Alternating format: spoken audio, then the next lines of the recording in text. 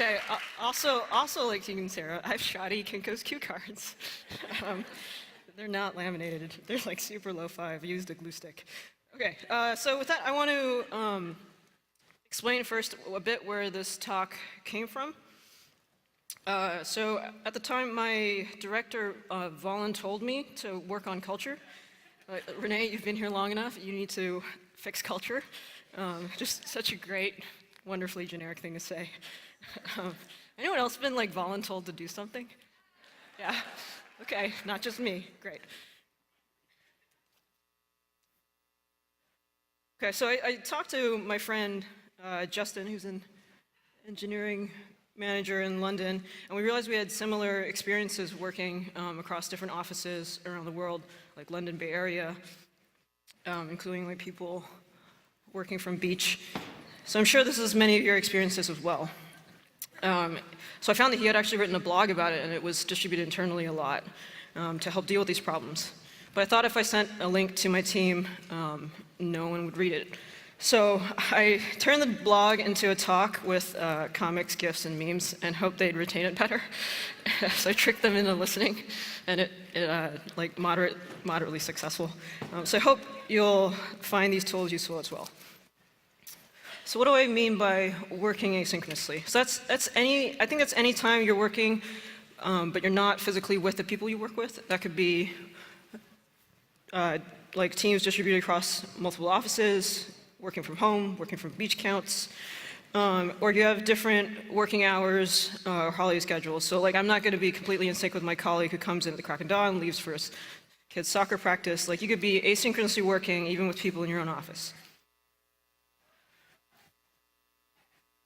So I think like people's visceral reaction, thank you for laughing at my jokes, it's dread.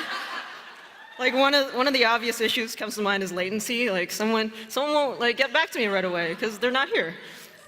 So we might initially think nothing compares to working in a collocated environment, and I think we can challenge that.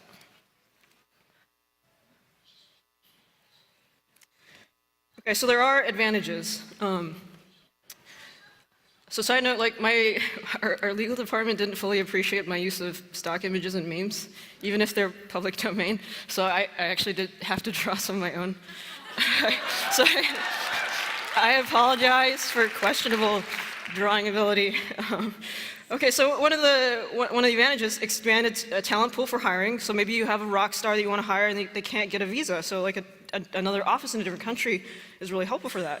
You know, in case your country is like low-key hostile to immigration. Thanks, America. I mean, but also America, thanks, because I have an H-1B and I appreciate it. I'm an immigrant. Another advantage is working around the clock. Cool. Work is always getting done. You can also have a local point of contact for cross-functional partners. So we think that when done properly, it should be less interrupted. There's more heads-down focused work for longer stretches of time. There are disadvantages, though. Geographic separation. A lot of that challenges in working asynchronously is just figuring out how to replicate those serendipitous, organic, in-person interactions without it feeling forced. Another stick figure. So sorry. Time zone's also, like, it's a thing. You need your coworkers sign on something and they're asleep. Struggle's real. There are ways to mitigate this. So how effectively you use the methods of communication available to you really affects how easy or difficult these problems will be. So we've thought about this in different communication media according to latency, bandwidth, and lossiness. So latency is like how long it takes to get a response. Physical mail is very high latency. If you're like me, you don't check your mail enough. I'm just responding to my Christmas cards, so it's months of latency. In-person conversation is probably lowest latency you can have. Bandwidth, that's how much information that can be transmitted at any given period of time. Verbal communication is usually much higher bandwidth than text because we can express our thoughts quickly. SMS is usually much lower bandwidth. And finally, lossiness, or how much information is inherently lost or ignored. So what's important is, though, every communication medium is somewhat lossy. Like you could be talking to someone to their face and they like tune out for a split second and they miss something.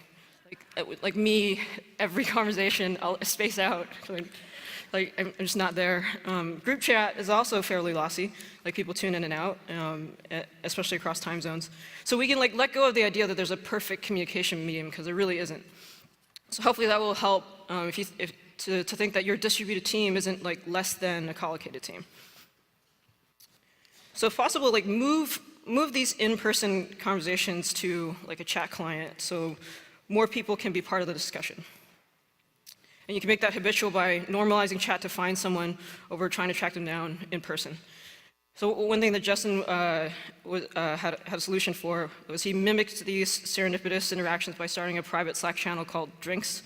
So even though you couldn't like physically have a drink with someone, that would be where you shoot the shit, talk candidly, that sort of thing, even if you couldn't be there. And spending time together, like if it's once a quarter, or just making that regular time to spend time together in person helps.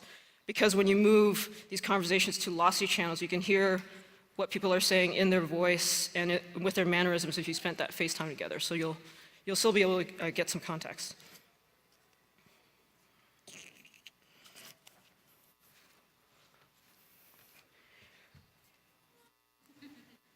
Yeah, it's cute.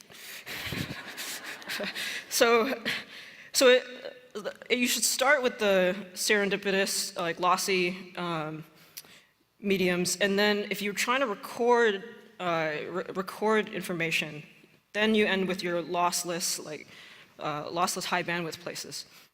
So that way, if someone was missing something, they can get caught up easily. Remember that assume positive intent, like you can't really convey tone well over text. Right, I gotta do that. Okay, so workplace is like Facebook for work. So it works exactly like a great thing about it is groups, which works like a Facebook group. The onus is on the recipient, not the sender, for information consumption. Workplace helps with stuff like a long email chain where someone gets added to late, and that's hard to do on Workplace. Okay. The ways you can maximize productivity. What's the risk of trying to be concise?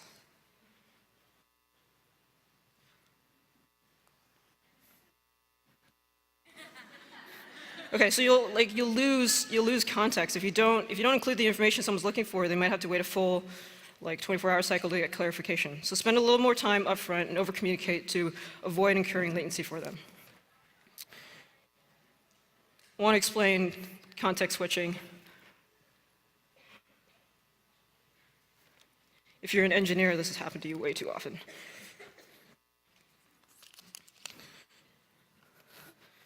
So work in parallel, because every synchronization point is costly. Someone has to go in and out of a meeting. Everyone's paying that twice, multiplied by every person in that meeting. So be more willing to sign off, even if you've got concerns. Prioritization, this relies heavily on trust. Software engineers don't come after me if I say this wrong, I don't code. It's like accepting a diff if you have concerns, leave comments and trust coworkers to implement your feedback. That sounds like mostly right. I'll take your silence as affirmation. Okay. So this may be counterintuitive, but don't democratize decision making. And by all means, give feedback, but building consensus is really hard to do, or nearly impossible asynchronously. So if you make a post that says we have this problem, what should we do about it? It's unlikely anything will follow. Instead, you should say, we have this problem, here's what I think we should do, any objections? The two things will happen. You get very vocal pushback or crickets. If I talk quicker, it's because I'm running through this. So more on trust, fans of oatmeal. If you assume positive intent, this should rarely happen to you. If it does, come back to me, I'll update my slide deck. Okay.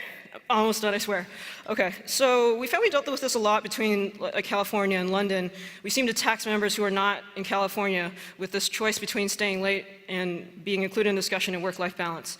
So someone has the right to be offline, but they feel like they'll miss important information. So how we dealt with this: set expectations, foster a culture that's respectful to people's personal lives. Don't be way too accommodating to stay late, because if you never push back, you'll always get saddled with a tax because your colleagues think you're okay with it. Like all healthy relationships, I think it starts with boundaries. Like, don't second U-Haul date it. Guilty as charged. Okay, so you have to say, I'm not available past this time, and stick to it. Just make sure that the expectations are set clearly, or else it catches people off guard. Okay, create the perception that you're inflexible. Okay, or like California will come late, London will stay late this day. Like, you could also pick days that people will be nice to each other, or that you'll be accommodating to each other. Sorry, I'm totally thrown off. Okay, I am like nearly done. I'm not on Twitter, but if you wanted to follow my socials, here they are. That's an L in the middle. This talk was condensed further, so if you want more information or the original out, ping me. I recognize I made this like an engineering problem. It really is a culture problem. Everyone has to be on board to foster the right team attitudes to make these practices work for you. Hope that's helpful. Thanks for sticking it out with me on Summit Saturday. Thanks for laughing at my jokes. That was awesome. Thanks so much.